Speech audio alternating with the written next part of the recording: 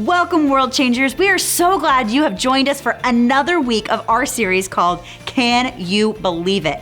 We are going throughout the Bible about learning about the unbelievable power of God as we look at the life of Jesus. Jesus did some amazing, almost unbelievable things, and we see the power of God through every single one of the stories of Jesus. But each week we are starting out with a Believe It or Not section. And so today I've got a headline for you, and it's all about coffee and cats. Coffee is a delicious thing, and cats are pretty cute and cuddly. But when you put them together, our crazy story today is about a specialty kind of coffee. And let's hear this right. It is $90 a cup, which is like 18 Starbucks drinks. That's crazy for one cup, okay? But the crazy thing about it is that they make this coffee from cats. Maybe not the full cat, but it's from their number 2. You get what I'm saying? Oof. Do you believe this or not? We will catch you up later on that one. But right now we're gonna go into today's Bible story where we're gonna learn all about a time where Jesus healed somebody in an incredible way. Check it out. God's story, the Pool of Bethesda. So part of God's story is about a trip Jesus took to a part of Jerusalem called Bethesda. And it begins like this. Jesus was returning to Jerusalem to celebrate a big Jewish holiday. Now, Jesus had done some really incredible things since the last time he was there. He turned water into wine, threw dishonest merchants out of God's temple, healed a young boy about to die, and taught lots of people about God. While Jesus was in Jerusalem, the next part of his mission was to visit the Pool of Bethesda. But this isn't the kind of pool you might be thinking of. There was no sunscreen, no swimsuits, and no big diving board for cannonballs. This was a place of sickness and pain. Blind, crippled, and paralyzed people came to the pool, waiting and hoping to be healed. See, there was a popular story that an angel with healing powers would come down and stir the water, and the first person to touch the water would be cured of whatever was hurting them. Some of the people had waited there for years, maybe even decades, hoping that one day they would be healed. Unfortunately, this story about the angel wasn't true. The pool didn't have special powers, and it wasn't going to heal anyone. But Jesus' power is real, and it can heal people. Jesus saw a man who had been sick for 38 years. He asked the man, "Would you like to get well?" That probably seemed a little weird since everyone around the pool was there to be healed. But the man answered anyway. "I can't, sir," the man replied. He had waited by the pool hoping to get healed, but because he couldn't walk, someone always made it to the pool before him. So he thought he could never be healed. But remember, the pool didn't have any power, so it wouldn't have healed him anyway. What the man didn't know was that he wouldn't have to wait for healing any longer. Jesus simply said, "Stand up, pick up your mat, and walk." And then the man did. Instantly, he was healed. Then Jesus left, disappearing into the crowd. Kids, have you ever waited for something for a really long time? Later, Jesus found the man in the temple and told him, "Now you are well, so stop sinning, or something even worse may happen to you." Jesus didn't just want to heal the man's body. He wanted to heal his heart, because he loved him. And the coolest part? Even though we mess up and disobey God, Jesus loves us and wants to heal our hearts too. And that's the story of Jesus at the Pool of Bethesda. So in case you missed it, here's the quick version. Jesus went to Jerusalem. Jesus went to the Pool of Bethesda. Sick people gathered around the pool to be healed. A man had been waiting 38 years. Jesus healed him. Jesus told the man to stop sinning because he loved him. Jesus loves us too. And that's a part of God's story.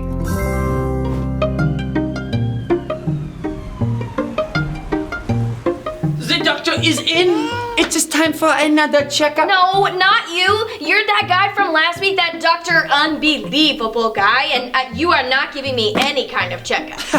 Nonsense. Raise your hands and let Mr. Whiskers do your checkup. Raise my hand. Okay. What does that mean? Does it hurt when I do that? Nope, no it does not. Great. Now does it hurt when I do this? Yeah, it does. Ow, stop. But then don't do that, silly. Ow! See, I told you not to do it. That was your own fault. Ooh, marshmallow? Those aren't marshmallows, those are cotton balls. Right, I do that. Ew, what are you doing? I do not understand the question. How could you possibly be a real doctor? I would not trust you to treat anybody. Oh, it's a good thing we can call on Jesus. What? The hay will freeze us? No, I said it's a good thing we can call on Jesus! Oh, you do not have to yell. It's not like I have cotton in my ears or anything. You are correct. It is a good thing we can call on Jesus. Jesus has everything we need. Well, yeah, I was just getting ready to go to church and teach that to the kids. Yes. Aha! Perfect. I found it. Where did you get that? I don't know. I found it. It either makes me look like Santa or like Olaf threw up on me. Oh, okay. Could you just be serious, like, for 1 second? I just need to get out of here so that I can go to church and teach the kids about Jesus. You know, this beard is pretty great, but I'll tell you something even greater. Jesus has power. He has power. God can do anything, even the things we don't think he can. Well, it looks like we're making much progress. So, with that, oh, I have so many more.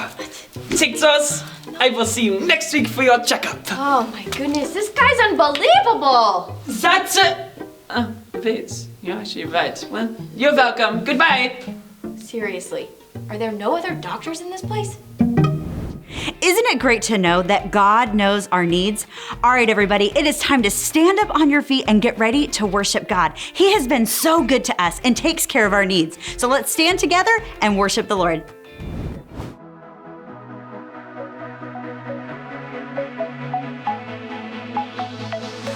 Feel the wonder, say his name, watch the darkness slip away, put your power on display, say goodbye to fear and shame. We won't stop coming after you, we won't move until you move, come and do what only you can do, come and do what only you can do. We won't stop coming after you, we won't move until you move, come and do what only you can do, come and do what only you can do.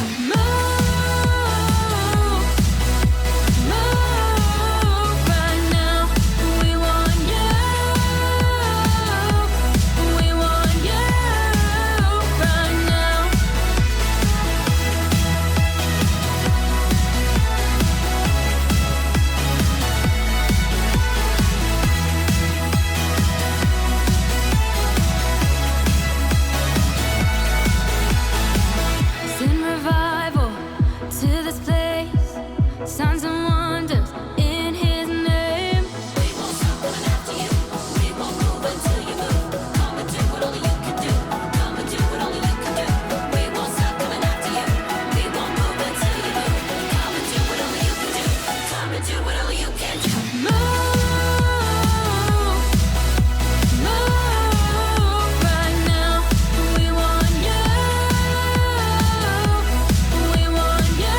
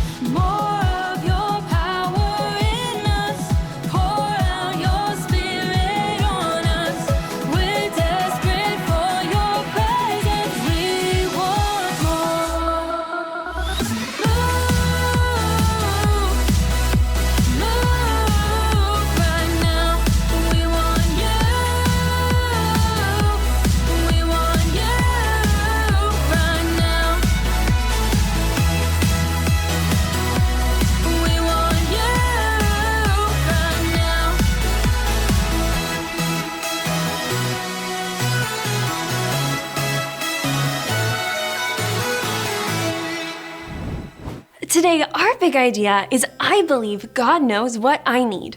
So I want you guys to imagine with me. So close your eyes and imagine that you have to sit in the same spot for a really, really, really long time. But you can't stand up, you can't walk, you can't run, you can't skip, jump, hop, or anything. You just have to stay sitting there for a long time. Now open your eyes. That's what happened in today's Bible story. There was a man who couldn't walk, and he had been sitting there for 38 years. It probably felt like a really hopeless situation. But that was before Jesus came along. So let's take a couple of minutes to look at this Bible story and see what we can get out of it. The first thing is that Jesus knows what we need. Jesus didn't have to walk up to the guy and go, "Hey, what can I help you with today?" Jesus already knew. The guy didn't have to have a little sign that said, "Help, I can't walk." Jesus already knew.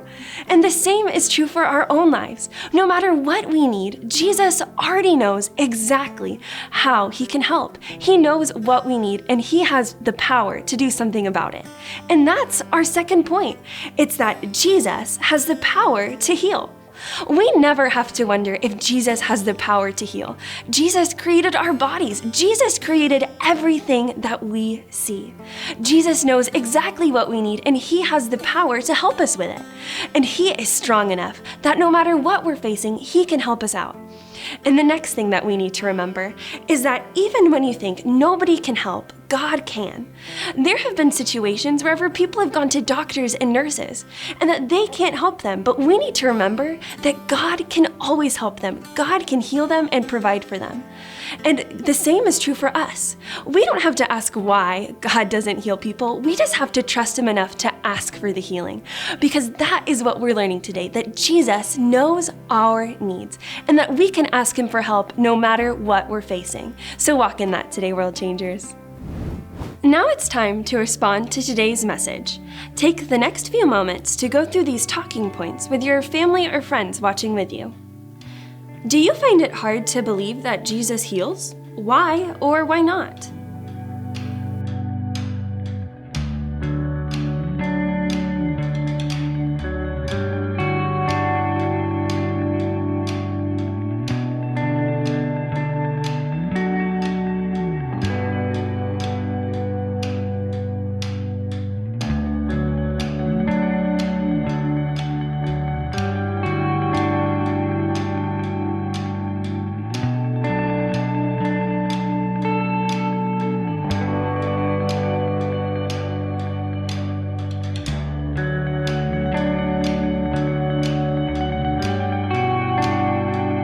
Who do you know that has or has not been healed? How does that affect your belief in healing?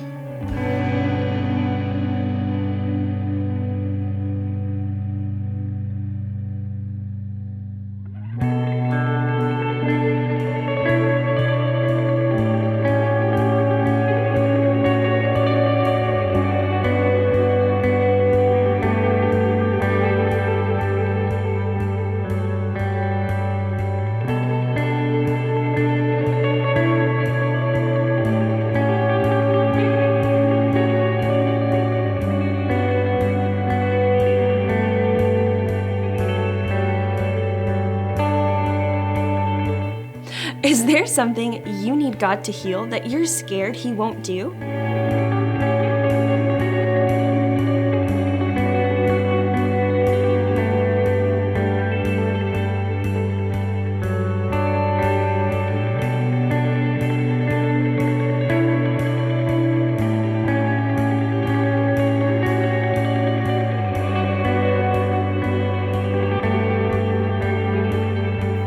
Spend the next few moments talking about a miracle you're believing God for. Then pray together for that miracle.